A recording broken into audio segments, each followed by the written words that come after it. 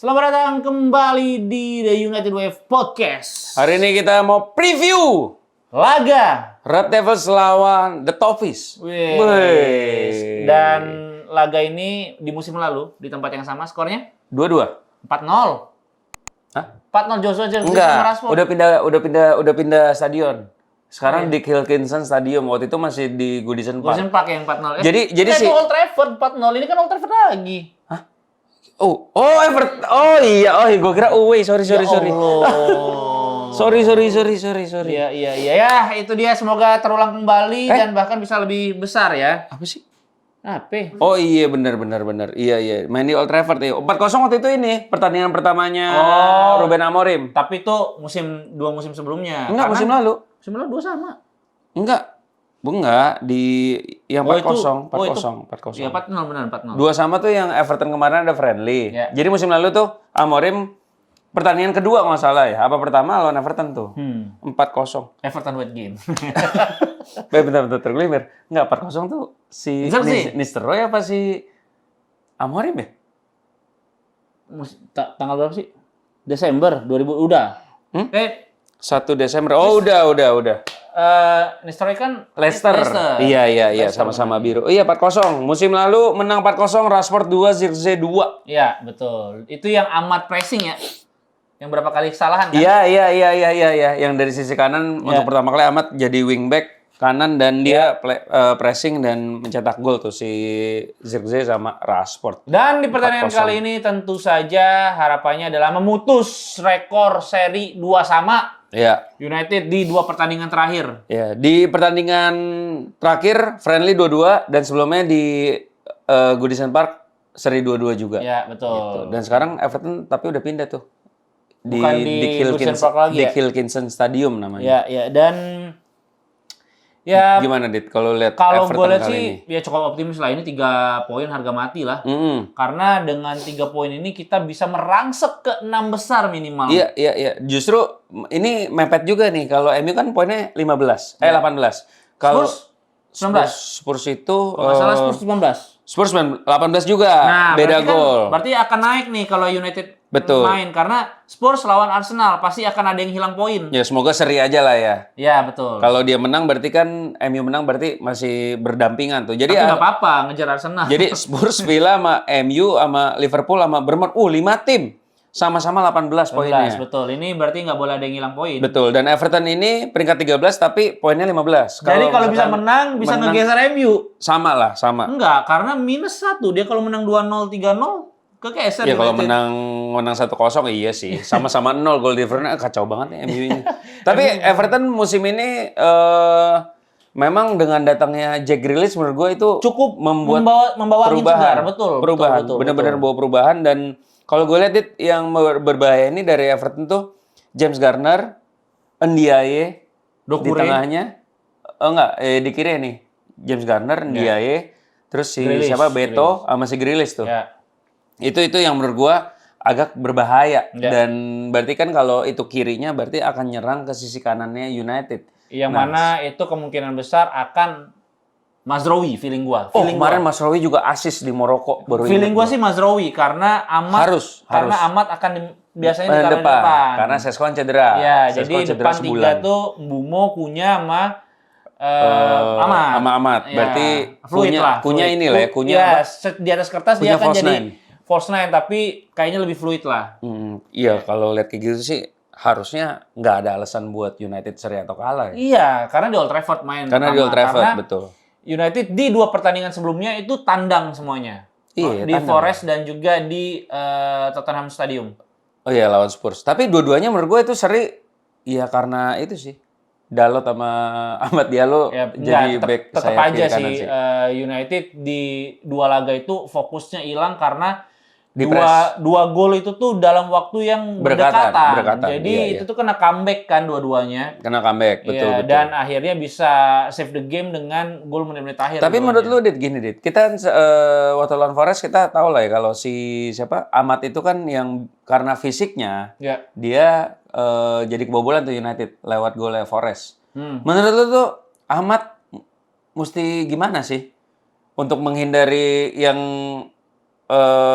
momen-momen seperti itu gitu loh. Kalau menurut gue yang paling penting dari Amat itu jangan sampai dia itu ada di kotak penalti sendirian karena sering mismatch.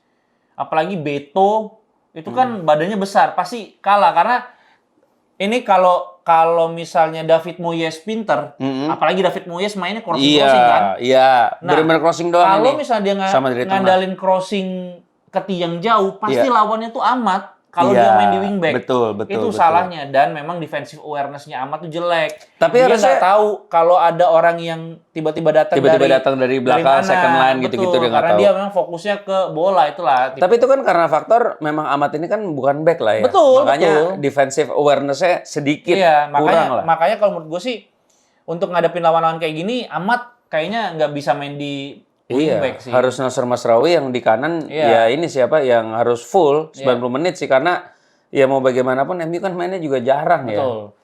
Dan gue seneng ya kok melihat wingback United itu tuh kayak Luke Shaw sama Mazraoui itu tuh sering dimainin di RCB dan LCB. Artinya mereka punya duel udara yang cukup bagus. Iya, betul. Duel area yang cukup bagus gitu karena udah terbiasa main di center back gitu. Jadi ketika mereka harus cover center back dari sisi wing back harusnya udah terbiasa. Udah bisa, dan gitu. Mazraoui memang dari musim lalu dibeli dia selalu perform ya.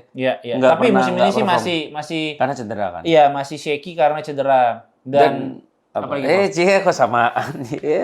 Jodoh nih jangan-jangan. Jadi kalau gue lihat nih ya, ini gue agak sebel lihat statistik kebobolan nama kita cetak gol ya, Dit. Yeah. Waktu kayak lawan Spurs, kita sama-sama nyetak gol 17 seingat gua.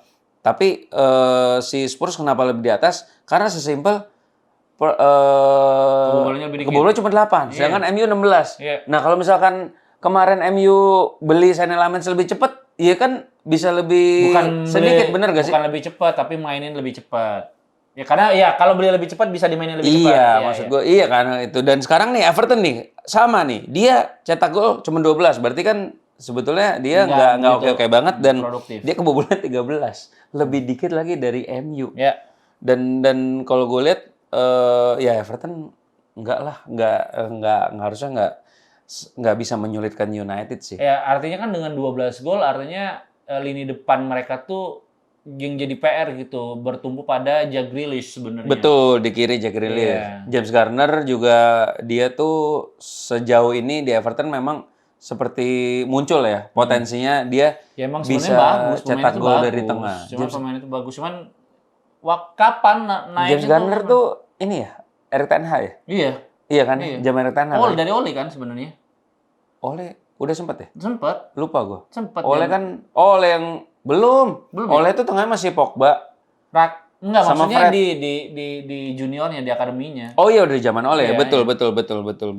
Makanya gitu. Iya. Jadi ya harusnya sebetulnya kalau lawan Everton besok apalagi mainnya di Old Trafford harusnya United menang sih. Nggak ada kata lain sih. Kita coba lihat kira-kira line up-nya kayak gimana. Bener. Apa? Oh, bener. Apa? Senne Lammens sudah pasti. Senne Lammens pasti. 3 back, Leny Yoro, Deli sama Luke Shaw. Sebetulnya gue nggak mau Luke Shaw sih. Kalau feeling gue tuh bukan Maguire cedera nggak sih nggak ya? Enggak. Nah, berarti feeling gue sih Deli, Maguire sama Luke Shaw. Enggak Yoro. Enggak. Gue malah pengen Shaw ditukar Yoro. Jadi tuh 3 back itu benar-benar strong gitu loh. Atau ya Heaven lah yang naik. Tapi balik lagi, LCB itu butuh kaki kiri. Jadi berarti kemungkinan besar sih. Martinez bisa aja main loh. Tapi kalau main pun dia pasti dari menit 60 udah kelamaan. Dari bench nggak bisa. Iya sih gitu. Dan terus back sayap kanan Mazraoui. Feeling gue sih Mazraoui, kiri Dalo, tengah 2. Kenapa nggak Dorgu? Dorgu main abis cetak gol lagi di Denmark. Bisa jadi Dorgu karena cetak gol loh di Denmark loh. Iya. Di MU tuh nyaris doang, sebel banget. Lawannya kok tetap aja. Kemarin Denmark lawan Scotland. Oh iya, Scotland. Bener, maksudnya nggak sesulit di Premier League. Iya. Dan kalau tengah Casemiro sama Bruno udah pasti. Tapi gue sebetulnya pengennya ini sih ya since tengahnya Everton tuh nggak kuat-kuat banget, mending cobalah Bruno sama Maino dicoba lagi gitu. Kalau menurut gua, kalau mending Bruno taruh depan. Tengahnya, tengahnya Maino sama si Casemiro. Iya. Karena ini kesempatan nggak ada Sesko kan. Iya, jadi ngelihat bener-bener Bruno tuh, lo lihat di Portugal 3 gol, hat-trick, meskipun 2 penalti. Tapi kalau misalkan Mason Mount masuk, udah pasti Mason Mount di depan sih yang di tengah sama Casemiro ya. Terus ya itu ya tengah berarti itulah ya. Udah pasti Bruno sama Casemiro sih ya. Dan depannya berarti itu ya Sesko, Cunha, Mbeumo sama Amat. Ya itu 3 itu udah start strong banget sih sampai misalkan kalah lagi gue udah nggak ngerti deh.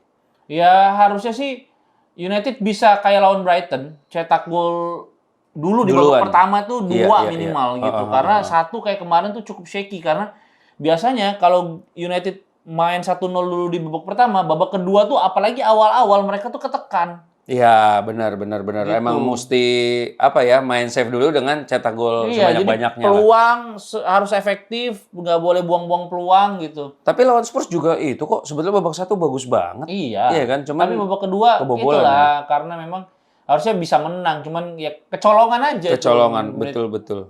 Belakang gitu, menit akhir. Ya udah, prediksi berapa, Dit? 2-0. Gua 3-0. Terlalu jumawa Loh, gimana? Karena gue yakin sama Senne Lammens dan menurut gue dengan ada Amat, ada Mbeumo depan, itu harusnya gampang banget untuk buat United cetak gol itu. Ya udah. Kalau prediksi kalian berapa guys? Tulis di kolom komentar dan sekian preview United lawan Everton hari ini. Sampai jumpa di review United lawan Everton. See you guys.